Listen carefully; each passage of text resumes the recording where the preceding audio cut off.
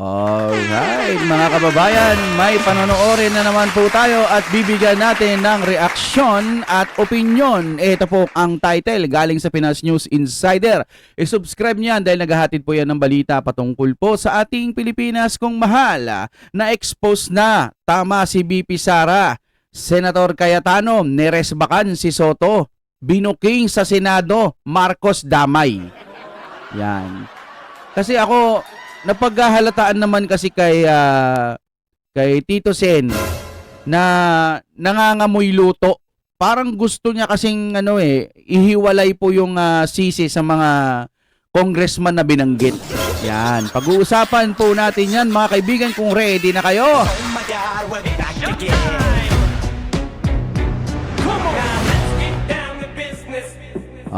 Yes, sige na, i-play na po natin ito.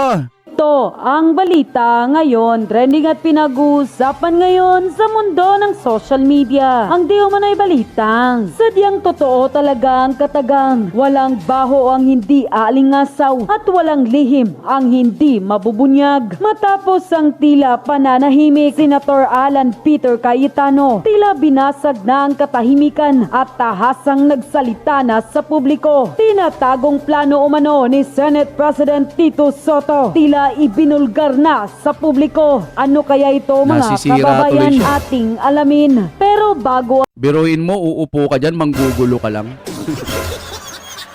Naging ka ulit eh. Naging senator ka ulit eh. Uupo ka dyan, tas manggugulo ka lang sa investigasyon. Wala talaga ito. Ang taas pa naman ng respeto ko sa TBJ. Diba? Tito Vic and Joey. Ipinagtanggol ho natin yan. Although hindi naman nila pinilit na ipagtanggol natin. Diba?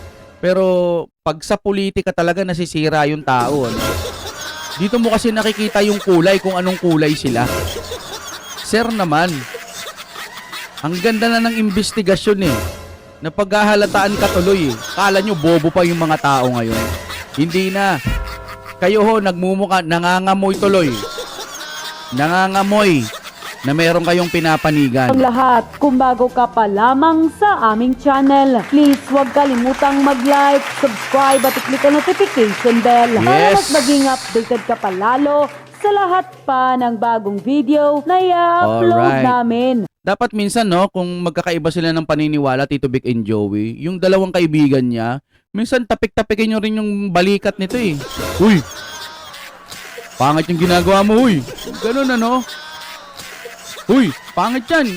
Sana man lang, di ba? Sana man lang. At eto na nga mga kababayan, matapos ang nakakagulat na pahayag ng Vice President Sara Duterte tungkol sa issue ng flood control project kamakailan lamang na may niluluto di umano ang administrasyong Marcos kaya todo pa imbestiga sa manumalyang flood control project.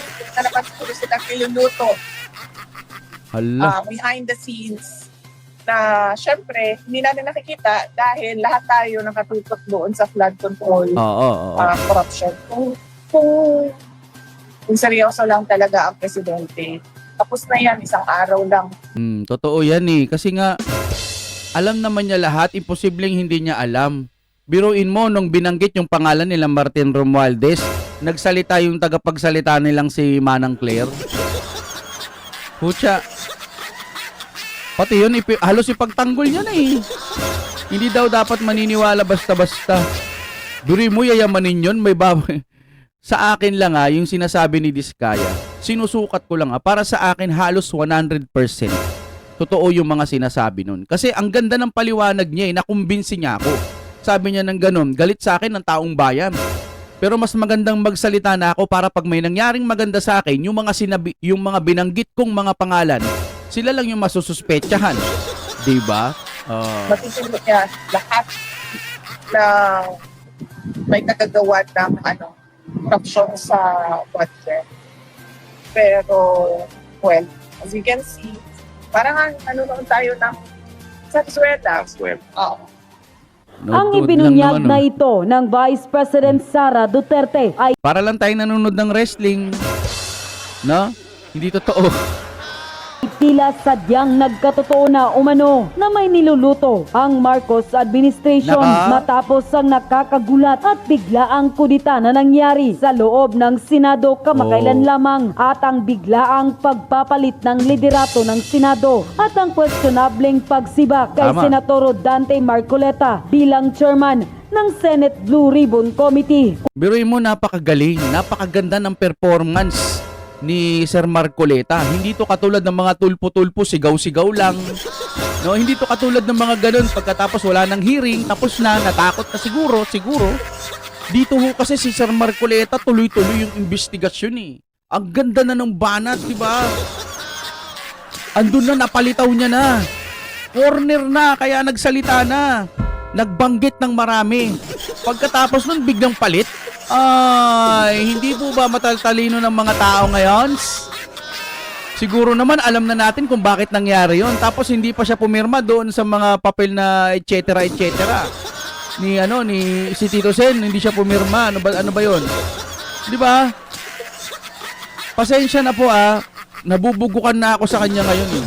Nadidismaya ako pagdating talaga sa politics. Itong mga taong ito, no? Masisira sila eh. Nangangamoy. Amoy bulok. Amoy bulok ho. Wala. Andyan na, ayaw niyang tulungan si Sir Marcoleta. Nandito na binangbanggit na lahat. Putik nan. Shit. Grabe, ito na siguro ang pinakabulok na sistema na naabutan ko sa kasaysayan ng buhay ko. No? Alam mo yung sinasabi nila noon, itong mga administrasyon na bulok-bulok. Pero ngayon lang ako nakakita ng ganitong administrasyon ngayon. Bullshit, di ba? Kung saan ay matapang na pinangalanan ang mga kongresista at dawit ang pangalan ni Saldico at Martin Romualdez na siyang ibinunyag naman ng mag-asawang Diskaya. Kaya naman Senador Alan Peter Cayetano hindi na nakapagpigil pa na magsalita na at tila tahasang sinampal ng katotohanan at binulabog ang galawan ng Senado sa pamumuno umano ni Senator Tito Soto na kamakailan lamang ay nabisto umano na nakipag-usap pala sa speaker ng Kamara at di umano'y may niluluto umano itong plano na kitang-kita naman natin sa ngayon ang galawan ng Senado. Grabe, kadiri talaga, no?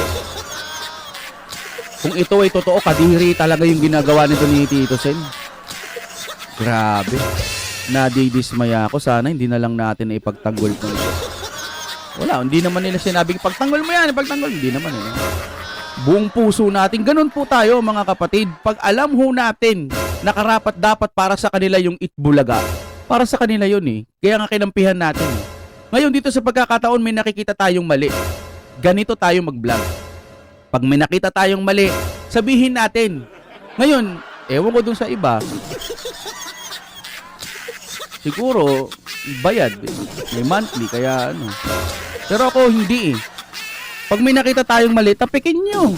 Ako nga kay BP Sara, sabi ko, mali yung ginawa na naman nito eh. In-endorse na naman niya si Amy Marcos, si Bilyar. O kita mo nangyari kay Bilyar, bumaliktad. Ay, nako, BP Sara. Kaya minsan tapik-tapikin nyo rin. BP Sara, sa susunod, pag alam mong kalyado ng iba, wag mo nang iano. O tapos kay Madam Amy Marcos, di ba? Parang iniimbestigahan niya dati yung yung sa DPWH din yon, yung patsi na flood control, wala na, na-stop na rin yon. Dapat ituloy din yon. Pagsama-samahin lahat dito kay Marcoleta kasi ang ganda ng performance niya. Tapos bigla mo na lang papalitan. Tangina kami. Grabe tong mga to. Pabulok ng pabulok ang sistema natin. Alam nyo, hindi pwedeng walang gagawin ng mga mamamayang Pilipino. Nagagalit na kada hearing na maririnig nila. Puro mababahong mga style na bulok. Tapos uulan pa, ay yari kayo sa mga kababayan natin. Na tila sunod-sunuran na lang raw ba sa utos ni Martin Romualdez na Tama, hindi niya oo. kayang pangalanan sa kabila ng isa ito sa pinangalanan ng pamilyang Diskaya Yun. at ikinanta ni Congressman Kiko Barzaga. Narito ang full video ni Senator Alan Peter Cayetano na siyang tila nagpamulat sa mga bagong leader ng Senado Yan. at sa taong bayan na siyang umani ng samot-saring reaksyon at komento sa mundo ng social media. Sir Peter Cayetano, dati binanatan din natin dahil sa 20K at 10K ba yun? Oh, mali siya doon eh. Pero ngayon, mga kapatid, ipinagtatanggol natin kasi gusto niya doon sa patas. Gusto niya doon talaga sa tama. Hindi naman sa kinakampihan niya ang Duterte. Doon siya sa tama kasi alam niyang may korupsyon. Kaya doon siya sa tama ngayon. Eh dito din ako, 'di ba? Pag may mali siya, edi punahin. Si Tito Sen, ganun din pinagtanggol natin sa Itbulaga. Eh ngayon, iba na eh. Para kay Tito kay Vic, kay Sir Vic, si bossing natin at saka kay Sir Joey. Yan, the best yan. The best naman din to eh. Sa pag sa Itbulaga ang usapan, pero dito kumukupal. Pangit yung ganun, sir. Ito'y sarili ko lamang opinion. Nandun na eh. Kitang-kita na ng taong bayan eh. Tapos bigla kang i-entra, magpapauso ka ng insenso.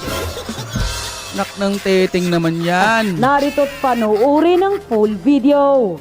Kahit gaano ka-independent ang members niyan, kahit anong integrity niyan, tao pa rin yan eh. Pwedeng may agenda pa rin yung mga yan. So we will discuss in the minority. For example, kung maglalagay sila doon, do they commit? Hindi sila tatakbo for national office in 2028. Eh baka may integrity nga. Gagamitin naman yung commission to run in 2020. Will they sign also that wala silang conflict of interest? Because some of the credible people now being interviewed are part of conglomerates and are working for oligarchs that also have their interests, maybe not in infrastructure, but on other things. So ang point ko, Mr. President, na-disrupt yung sistema ng corruption, which is good. Pero ang ginagawa pabalik ng mga corrupt, dinidisrupt din tayo with the new rule. Because under the present rule, kung sino may jurisdiction, siya yung magde-decide. So for example, siya ay incarcerated under RTC. So magpapaalam tayo sa RTC kung pating hiramin. So nagpaalam sila sa atin kung pwede natin nila hiramin yung witness. Oo. Kasi insulto po sa atin yung sabihin may mangyayari sa kanya dito. Una po, 24 tayo na lahat independent. Sinabi na rin po ng Senate President na ginagalang natin na independent ang Senate. Never naman po nagkaroon ng problema dito. ZTE, Pangulo Tama. pa. I remember dito, muntik kaming maghablutan if Senator Lacson remembers with former Congressman Andaya, with our other witnesses, with Secretary Neri. Di ba, parang may PSG pa atang pumasok, whatever, no? But we were able to handle it well and come to a conclusion. My point, Mr. President, is this. What if the reverse happens now? What if we borrow a witness from the House? Papaya, is that the new rule now? Na PNP custodial na? Or makikiusap tayo pabalik sa House? Because I don't think we should change rules Sayang no, pinahirapan na tuloy ngayon. Biglang napunta na doon tapos baka may hirapan pang ibalik ngayon sa Senate. Taragis talaga, di ba? Nanggulo lang itong si Tito Sen eh. Nanggulo lang, sa totoo lang. Nanggulo, super gulo. Ang ayos-ayos na, nandoon na, mahuhuli na. Pagkatapos banggitin, kailangan na lang ng mga matitibay na ebidensya. Tapos ngayon biglang ihip ng hangin. Nanggugulo. Huwag naman tayong kupal. Putik naman yan. Oh. Pilipinas, para sa Pilipinas, hindi para sa mga pangsarili nyo lang, lalo na yung mga bayaran. Maya naman kayo sa mga sarili ninyo. Paano kayo haharap sa Panginoon? Tapos mananalangin kayo, magsisimba kayo, magpapapray over kayo. Na Panginoon, kaya ako lang to ginagawa kasi bla bla bla, ganyan ganyan. Alam mo sa sarili mo may mali. Pero para kasi sa pamilya kasi kailangan ganito ganyan. Yak! Mahiya kayo, putik niyan. Grabe talaga tong mga magnanakaw sa gobyerno. Mga magnanakaw ang tinutukoy ko Huwag ko kayong magpagamit, sir, mga ma'am, kung sino pa man sa inyo dyan, sa kabila. Oy, nananawagan kami. Lumabas na rin kayo dyan. Hindi pwede kasi may binabayaran kami.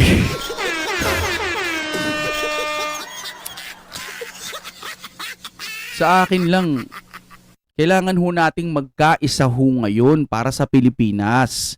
Kung ano man yung gagawin ng mga planong pagrarally, para yun sa Pilipinas, hindi yun para sa sariling interes lang. Kasi nga, ang Pilipinas ngayon, kinakain na yung pera ng mga magnanakaw. Inuubos na, malinaw na. Ayaw nyo pa rin kumilos. Alam nyo kung magkakarugtong lang yung Luzon, Visayas, Mindanao, kahit nandito kami sa Tawi-Tawi, pupunta kami dyan. Kung long distance, kung walking distance lang eh. At saka, kasi, aeroplano, mahal pa masahe. No? Hiram kaya tayo ng kay Bongbong Marcos, no? Tutulong tayo. Ay, Bongbong Marcos, tara, mag-rally tayo. Mahirap kasing imbestigahan kapag sasali mismo yung kriminal. Mahirap na eh. Ang ganda na, ang linis na kay San Marcoleta, tapos naging ganito pa. Sayang. Out doing it either in focus as a group. But I see the Sabi will, Mr. niyo yung- President, of your immediate action. I'm not questioning your immediate action, Mr. President. I'm just asking, moving forward, shouldn't we keep the old rule na kung sino may custody, Dapat. yun ang mag-keep nung custody niya, Mr. President? Yes, Eh, kasi Eto si Soto kasi sinasabi nito kinontempt nyo. Ano ngayon kung kinontempt? Walang problema dun. Nagsisinungaling na Anong gusto mong gawing pasayawin lang? that is the decision that we... Ayoko na magsalita to mga kapatid. Basta nalilinawan po tayo. Kung sino ang totoo, kung sino ang hindi, kung sino yung mga nagpapagamit, at kung sino talaga yung merong puso pagdating po sa Pilipinas kung mahal. Huwag na po tayong magpapalinlang mga kapatid. Salamat sa lahat ng mga hindi nagpapalinlang. Ituloy-tuloy din natin ito. Laban ho ng Pilipinas ito. Maraming salamat po sa inyong panonood.